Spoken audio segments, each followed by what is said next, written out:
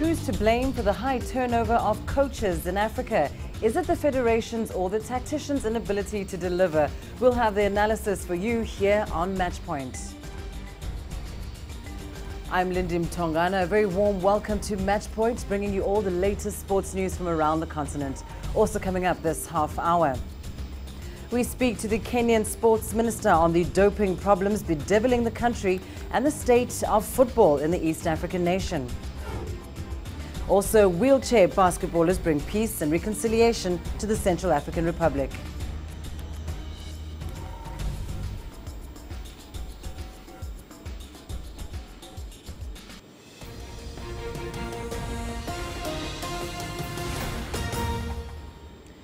Now, before we get into our sports news, we have news just in. 228 people have been injured after an explosion occurred at a recreational park in Taiwan's New Taipei City on Saturday. 96 people were seriously injured and have had to be rushed to hospitals in New Taipei City and the cities of Taipei and Taiwan. Now, the fire is said to have broken out at the Color Play Asia party at about 8:30 p.m. local time at the main stage of a water park. Now, that is a developing story that we will continue following here on subsequent bulletins of CCTV. Now, let's continue with the sports news we're looking at tonight in Matchpoint. Coaching is one of the most high-pressure jobs in the world. The post is often shrouded in uncertainty as fans and employers demand nothing short of success. Now, in Africa, the high turnover of national team coaches points to a worrying case of demand for instant results, but at times without the adequate support to achieve the set objectives. Some have, however, been able to navigate the African coaching field successfully, even when results are not in their favor. Leon Senyange gives the Ugandan perspective, where Milutin Sredovic recently signed a 3-year contract extension. 14 years and counting. Milutin Sredovic set foot in Africa in 2001, taking over as head coach at a local club in Uganda. The Serbian has since coached 6 football clubs and 2 national teams across East and Southern Africa over the past decade. First of all, when you're coming to Africa, you need to put a level of anticipation of much lower level than you are anticipating in Europe. In Europe, coaches are just coaches. So understanding culture, tradition, style of life, beliefs, habits, and all other issues of the countries where I was, clubs where I was the most important aspect. Frequently, foreign coaches in charge of African national teams have left the dugout earlier than expected in the terms of their contracts. The demand for quick results has put their jobs on the line. Results are the one that keep you in position. All of us coaches all over the continent, we are living in life of having bags half packed, ready to stay, ready to go. Micho recently signed a 3-year contract extension as Uganda's national football head coach. While many foreign coaches have stayed shorter at national team coaching positions, debate still brews on whether they should be at the helm of the team's coaching roles. Local coaches too have often been fighting for recognition. Mike Mutebi was the last Ugandan to coach the men's national football team. His stint in 2004 only lasted a couple of months. He admits even a local coach's stay at the top cannot be guaranteed. Society issues like people believing that because you are a native, you do not have the capacity to handle that responsibility. Now, if you fall in that trap and you are not in charge really, you are always looking for excuses, they will use that. The managers of the national team, that is the federation, to fail you. The ultimate prize of Africa Cup of Nations qualification has still eluded both foreign and local coaches that have taken charge in Uganda for over 3 decades now. But all hope is not lost for the country's local managers. The possibility, though, of an illustrious career as head coach of a national team on the continent may be the ultimate dream. Keeping the job for long might just be another task altogether. Leon Senyange, CCTV, Kampala. Well, for more on the challenges facing coaching in African football, we're now joined by former Kenya national team coach Francis Kimanzi. Francis, thank you so much for your time. Now, the lifespan for many African national team coaches isn't very long. Some have even called this a dangerous job. Now, does this go to show that results are the only thing that matter in football? First of all, thank you very much for inviting me here. But I think, for one, I would say that, football itself being a very emotional game, and, results are always needed. And it is the results that we always motivate even the coaches themselves. But I believe that, because sport and football is also part of the entertainment industry. And I don't think that the results should always be, taken as a measure to decide whether the coach has, succeeded or not, because of various reasons. There are some things like structures that I believe that also support a lot. And what happens again if we have structures that are not, watertight in terms of developing quality? Because for the coach to produce, you also need quality, and most of the time we rely on the structures set by the same federation that always manages when we are, in the national level as the trainer coaches for the football teams.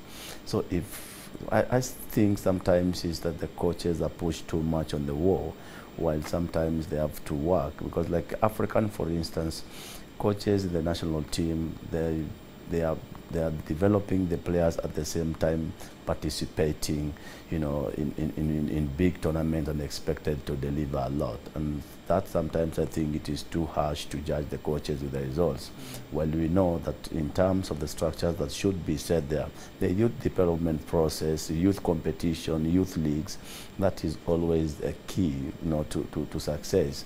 That makes any coach, be it, a native coach or a foreign coach, more motivated because of the choices in terms of the quality of the players and the numbers that he has around, in terms of making his choice. Now, Francis, you talk about the necessity of good structures to support good coaches. But now let's just be more specific around that. With regards to African football administrators, do you think they give enough support to coaches, but are perhaps, sometimes we're quick to dismiss them?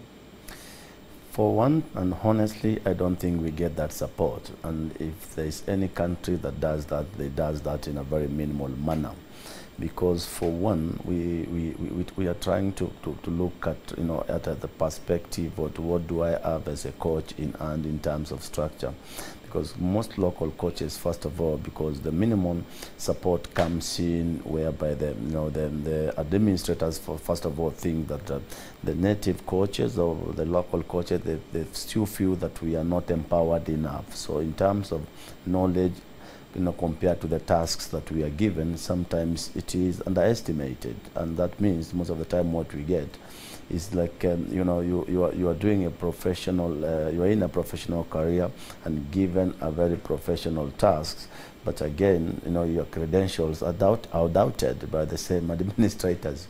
So most of the time you don't get that genuine support. It is like as if it is a favor for you to be in that position, but it is not a right or a merit that you have to be there, because you can get this team to a particular position or to a particular level depending on the FIFA and the CAF criteria and qualifiers. Right, we'll have to leave it there, but thank you so much for your time, Coach Francis Kimanzi. His perspective there on the challenges facing football coaches in Africa.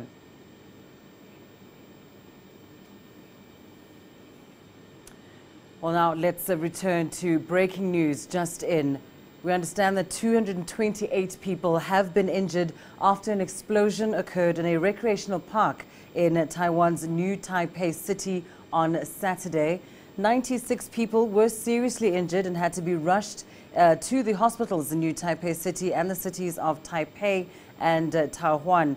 Now, the fire is said to have broken out at the Color Play Asia Party And that was at about 8:30 p.m. local time at the main stage of a water park. Of course, this is a story that we will continue following. Now, of course, Kenya and Tunisia will fight to stay in Africa's top-tier rugby competition when they meet in the ongoing Africa Cup on Sunday. Kenya lost their opener to Zimbabwe, while Tunisia lost to Namibia, putting both teams in danger of relegation. A late-night training for the Red Devils as they are getting prepared for their match with Tunisia's Esperance on Sunday night. The club was knocked out from the African Champions League and they want to make up for that in the Confederation. So they've been training hard, but analysts believe it's not going to be easy. The team is getting trained in tough circumstances. They have Mohamed Hani, who got suspended 3 matches into the competition for a red card in the round of 16. Emad Mateb had a fight with the management and will not be playing as well. The third player is Karim Bambo, who has a knee injury. Moreover, Al Ahly's managing board announced that they will not renew the contract for the new coach Fathi Mabrouk. That will also affect the team's spirit. The game will be played in Egypt. Analysts, however, say with the current ban fans face, Esperance could have an advantage. It no longer matters whether they are playing home or away. At the end, you're playing without the support of the fans. They'll be playing in Suez, which is far from Cairo. On the contrary, it gives an advantage to Esperance. Fans to Al Ahly in this modest performance were usually the main sources of support to the players. Al Ahly is in a tough group this year. Beside Esperance, the Red Devil will face another Tunisian club, Etoile du Sahel, and Mali's Stade Malien. With enthusiasm and focus, the Red Devils are training hard for the first match in the Confederation Cup qualifications. They want to have a strong performance in their first match here in Egypt to give them a strong moral support for the next match in Mali. Adel Mahroui, CCTV, Cairo. Time now for a short break. Here's what's coming up next. We speak to the Kenyan sports minister on the doping problems bedeviling the country and the state of football in the East African nation.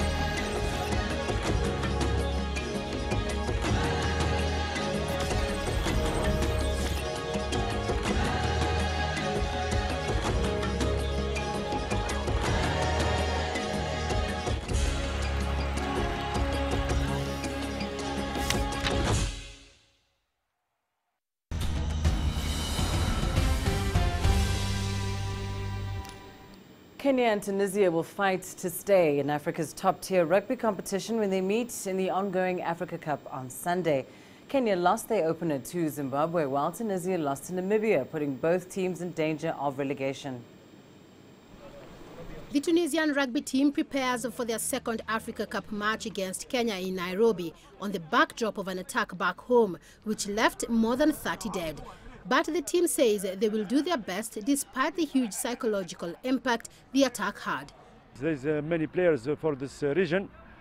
It's very hard for us, but I hope for my country to go up,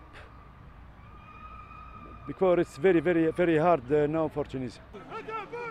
The team boasts a large number of players who ply their trade in France, and they hope this can give them an advantage over their semi-professional opponents. For Kenya and Tunisia, this match is more than just the chance to become African champion. It is a race for survival. With a loss each in this competition so far, the loser in this match will be relegated from Africa's top-tier competition. Kenya lost its first match to Zimbabwe, while Tunisia lost to World Cup-bound Namibia. Both teams, however, retained the bulk of their players, with Kenya making 1 change, while Tunisia made 5. but it's like the final tomorrow, Kenya and Tunisia. Our player, it's here mental to win. We need to put everything into this game. Tunisia is very physical, they up front. So up front will be a challenge for us. But we prove against Zimbabwe and against Portugal the work that we've done over the past years, that we can match guys up front also. Coach Powerwater put Kenya's poor start to the competition down to the lack of many build-up matches. Last year, Kenya competed in the South African competition Vodacom Cup prior to the Continental Championship. Last year we played a lot of games before this competition, so the guys were focused and they were ready. So yeah, we really missed that, but unfortunately we couldn't take part in that, and hopefully we'll get there next year again, but that's not an excuse.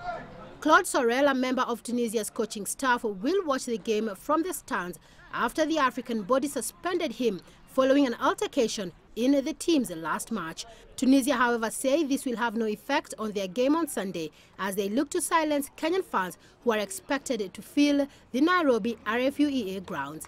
Celestine Karone, CCTV in Nairobi. Kenyan runners have dominated the world of athletics for the last 3 decades. Many Africa, Commonwealth, World and Olympic titles are held by Kenyans. But has this come with a doping price tag? Why have 19 Kenyans failed doping tests these past 3 years?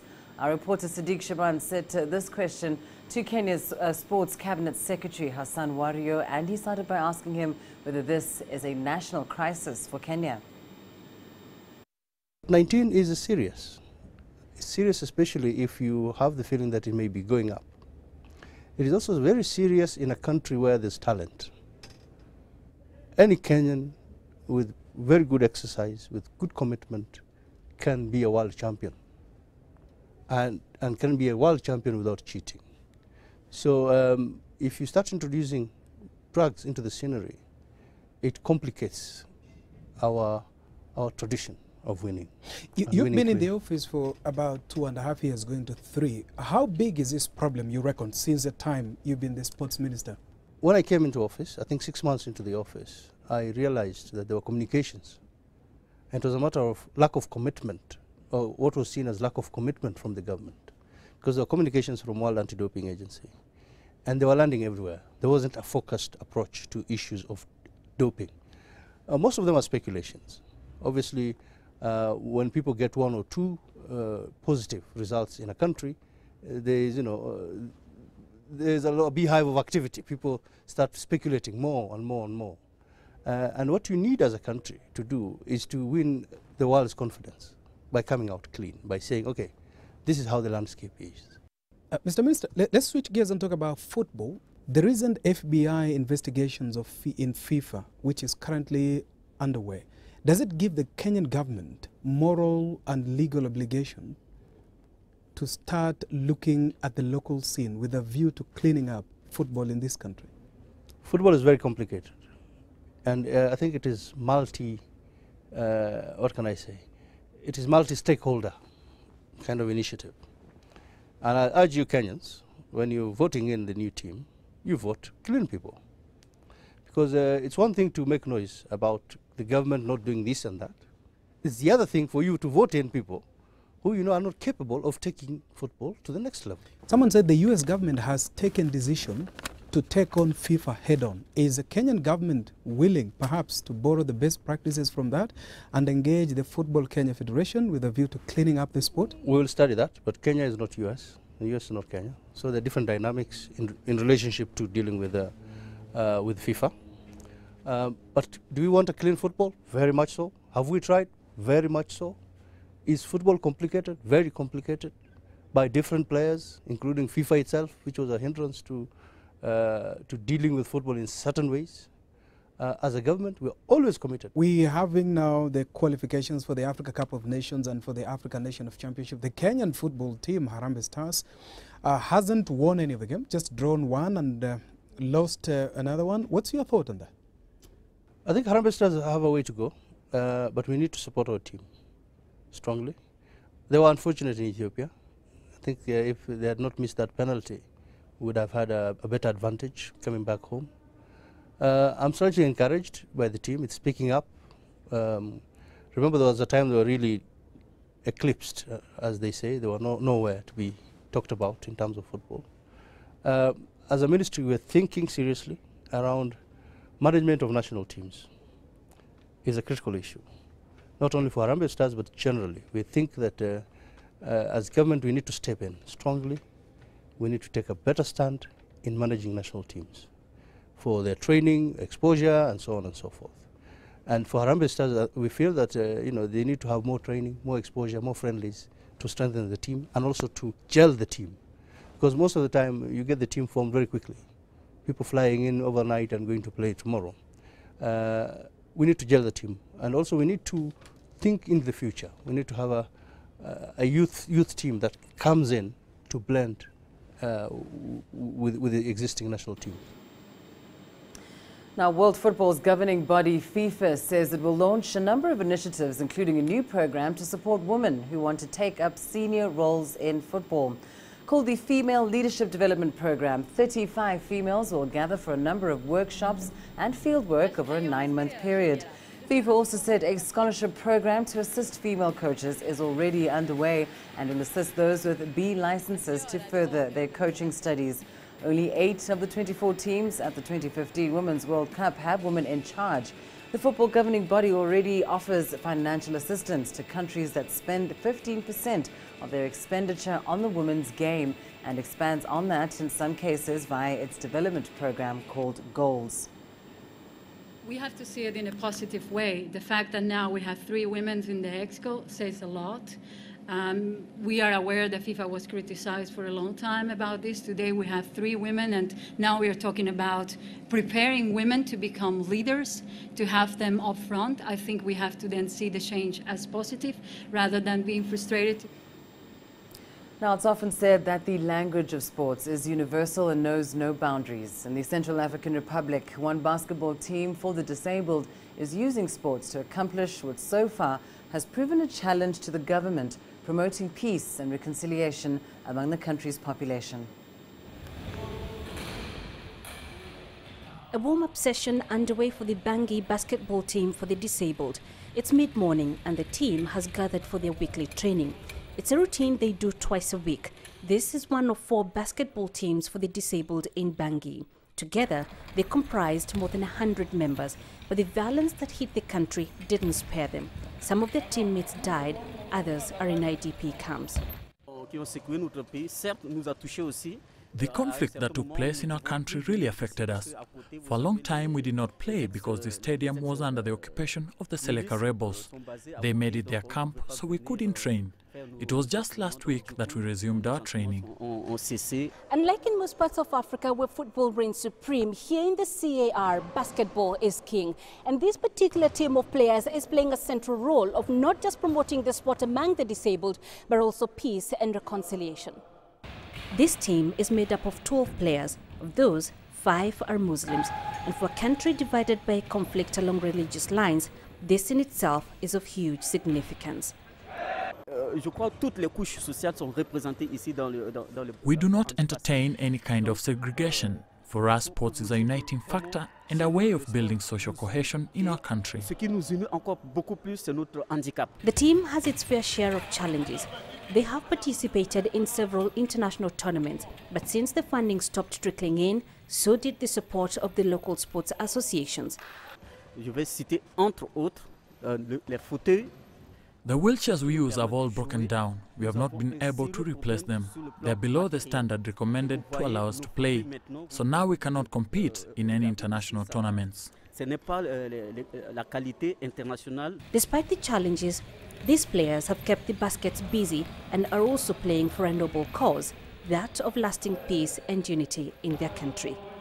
Penina Karibe, CCTV, in Bangui, the Central African Republic. Now, surfing is a popular sport in South Africa, but it seems the sport is beginning to make waves elsewhere on the continent. In the West, a region where football is the go-to sport, Senegalese have begun embracing the water sport, which was in the past a pastime exclusive to tourists. With its 700 kilometers of coastline, a capital exposed to waves the whole year round, Senegal has long been known as a surfer's paradise. But despite being popular with travelers, it's taken a while for locals to get on board. Now Dakar boasts 8 surf schools attended by youngsters like Nora and her friends. It's good. There's a nice sensation and we have fun in the water. We don't always have to catch a wave. Like now, there are no waves.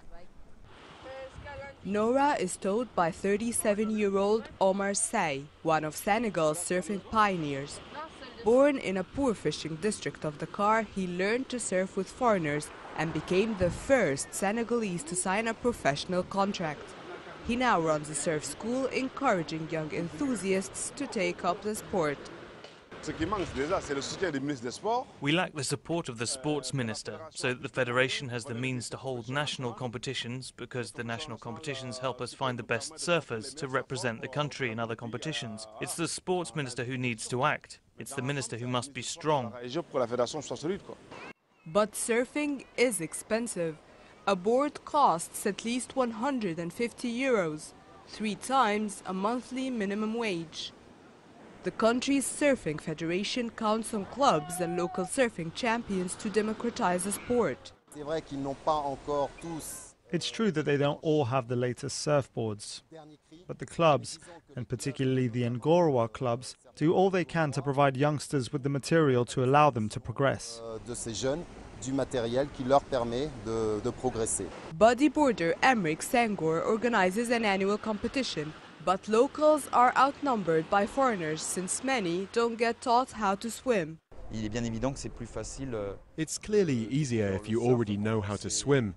That's where we have to teach more people, to help more Senegalese discover the ocean, learn how to swim, and discover the joys of bodyboarding or surfing. As judges mark the surfers taking part in the competition, Senegal itself hopes to get top marks, not only for attracting foreigners, but also for raising a new generation of surfboarders here. Well, that's it for this edition of Matchpoint. Now remember, you can send your feedback to matchpoint@cctv.com or simply visit our Facebook page, CCTV Africa, or you can stay in touch using our Twitter handle, that's @CCTV News Africa. Thanks for watching. We leave you with the move of the week.